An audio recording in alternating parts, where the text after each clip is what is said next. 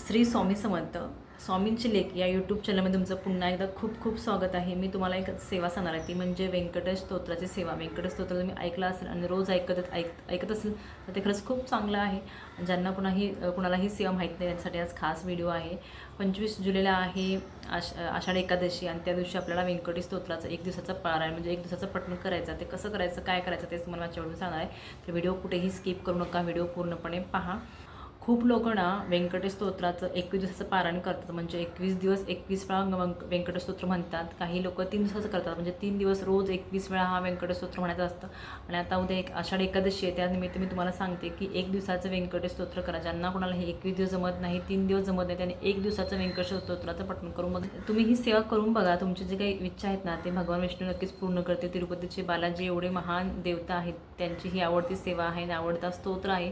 तुम्ही नक्कीच ह्याचं पठण करा. तर ते स्तोत्राचे पठण कसं करायचं, काय करायचं, तुम्हाला कुठे हा ग्रंथ भेटला, म्हणजे व्यंकटेश स्तोत्र कुठं वडे यूट्यूबला तर आहेच. तो तुम्ही रोज ऐकला तर चांगलं आहे, म्हणजे लावून यूट्यूबवरती किंवा गुगलवरून सर्च करून भेटू शकता.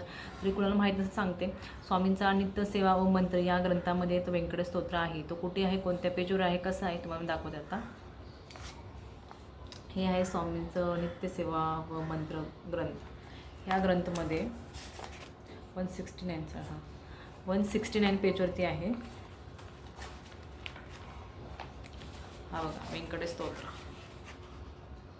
हा संस्कृतमध्ये पण आहे आणि मराठीमध्ये आहे. तुम्हाला जो वाटेल तो, शक्य वाटेल जो इझी वाटेल तो वाचा. हा संस्कृतमध्ये वाटतं व्यंकटेश वासुदेवाय. हा आपल्याला 10 ओवीपर्यंत म्हणायचा आहे. 10 इथे 10 लिहिलं आहे. 10 ओवीपर्यंत 20 वेळा म्हणायचं आहे. आणि 21व्या वेळी ही 10वी ओळ 10 नंतर ही त्याची फलश्रुती आहे. म्हणजे 21व्या टायमाला तुम्हाला हा इथून पूर्ण म्हणायचं आहे. म्हणजे 10 वेळा 21 वेळा 1 ते 10 ओवीपर्यंत म्हणायचं आहे. आणि 10 ओवीनंतर हे लास्टच्या 21 वेळा पूर्ण वाचन करायचं आहे. एवढाच आहे आणि हा तुम्हाला करायचा आहे. तर तो कसा करायचा, त्याची सेवा काय आहे, त्याची पूजा काय आहे सांगते. ही सेवा रात्री 12 वाजता करायची असते. तुम्हाला माहिती असेल की नसेल माहीत नाही, पण मी तुम्हाला सांगते. ही रात्री 12 वाजता करायची, म्हणजे उद्या एकादशी आहे शनिवारी, त्या रात्री तुम्हाला 12 वाजता करायची. 12च्या अगोदर तुम्हाला आंघोळ वगैरे करायची आहे, चांगले कपडे घालायचे आहेत, काळे कपडे घालायचे नाही आहेत. साडी घालायला न घाला सगळे, साडी घालायला पाहिजे असं काही नाही. पण आता तेव्हा साडी कोण घालणार, तुमचा जो ड्रेस आहे तो ड्रेस घाला, चांगला पंजाबी ड्रेस घाला, ओढणी वगैरे घ्या, डोक्यावरती ओढणी घ्या. 12च्या अगोदर तुम्हाला सगळं रेडी करून ठेवायचं. त्यानंतर बरोबर 12 वाजता तुम्हाला सेवेला सुरुवात करायची आहे. त्यावेळेस तुम्हाला आंघोळ वगैरे करून बसायचं आहे. आणि आसन आपल्याला निळ्या कलरचंच हवं आहे. आसन कोणतंही घ्यायचं नसतं. आसन हे निळ्या कलरचंच हवं असतं. आणि तुमचा स्वामींचा फोटो असेल तर फोटोच्या जवळ बसा, मंदिरासमोर बसा. नसेल तर तुमच्याकडे तिरुपती बालाजीची मूर्ती असेल किंवा फोटो असेल तर त्याच्यासमोर बसा. धूप जे असेल ते लावा, अगरबत्ती दिवा वगैरे सगळं करा आणि फुलं वगैरे भगवान विष्णूला, तिरुपती बालाजींना नमस्कार करा. तुमची जी इच्छा आहे ती सांगा. तुमचा जो काही संकल्प करणार तो संकल्प करा. आणि संकल्पने म्हणा की तुम्ही 1 दिवसाचं करणार आहात पारायण, म्हणजे 1 दिवसाचा व्यंकट स्तोत्राचं पारायण करणार आहात. तुम्ही 3 दिवसाचं म्हटलं तर तुम्हाला 3 दिवस करावं लागतील. 21 दिवसाचं म्हटलं तर तुम्हाला 21 दिवस करावं लागेल. त्यामुळे उद्या एकादशी आहे, तुम्हाला 1 दिवसाचं करायचं, 1 दिवसाचं करायचं, 1 दिवसाचं करा. संकल्पमध्येच तुम्ही सरळ व्यवस्थित सांगायचं आहे की तुम्हाला किती दिवसाचं पारायण करायचं, तुमचा काय संकल्प आहे ते काय सगळं सांगायचं. संकल्प कसा करावा ह्याचा व्हिडिओ चॅनलवरती अपलोड आहे, तो जाऊन पहा आणि संकल्प करा. आणि त्यानंतर आपल्याला हा म्हणजे ग्रंथाचं पठण करायचं. बरोबर 21 वेळा हा ग्रंथ पठण करायचा आहे. 21 वेळा बरोबर 12 वाजल्यापासून चालू करायचा आणि मध्ये उठायचं नाही, काही नाही. फोन वगैरे घ्यायचं नाही. एक 15 ते 20 मिनटं जास्तच लागते. जास्त अर्धा तास पकडून ठेवा आणि तुम्हाला ही सेवा करायची. तुम्ही म्हणायचं नाही रात्री सगळे झोपलेलं असतात किंवा हे ज्याला सेवा करायची असते तर काही कारण सांगत नाही. रात्री झोपलेलं असं ठीक आहे, ते झोपू देत, तुम्ही तुमची सेवा करा. असं काही नाही की ते तुमच्यासोबत पाहिजे असं काय.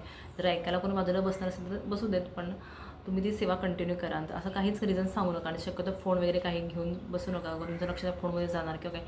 जी काही तुम्ही सेवा करणार आहे ते मनाने श्रद्धेने करा. आणि बघा तुमच्या ज्या काही इच्छा असतील त्या पूर्ण होतील. आणि बालाजीचा म्हणजे भगवान विष्णूचा तुम्हाला आशीर्वाद भेटेल. आणि तुम्ही जेव्हा ही सेवा करणार असाल ना तेव्हा घाबरू नका. म्हणजे तुम्ही म्हणाल की आता 12 वाजता मी सेवा करतोय, काय होईल, कसं होईल, काय असा विचार करू नका.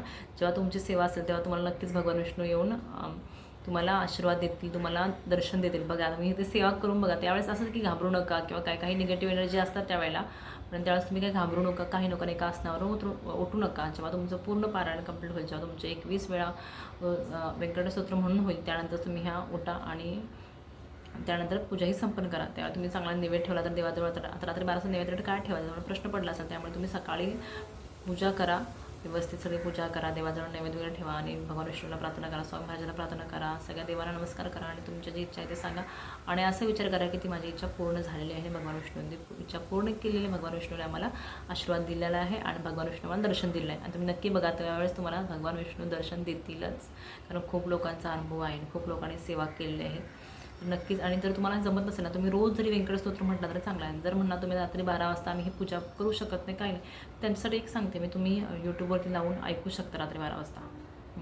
तुम्ही एअरफोन लावायचं कानामध्ये आणि तुम्ही ऐकू शकता रात्री 12 वाजता. तुम्हाला जर बाजूला डिस्टर्ब होणार असेल काय असेल तर तुम्ही कानामध्ये ऐकून तुमच्या कानामध्ये घालून ऐकू शकता. बघा, ही सेवा करून बघा, मला नक्कीच कमेंट करून सांगा.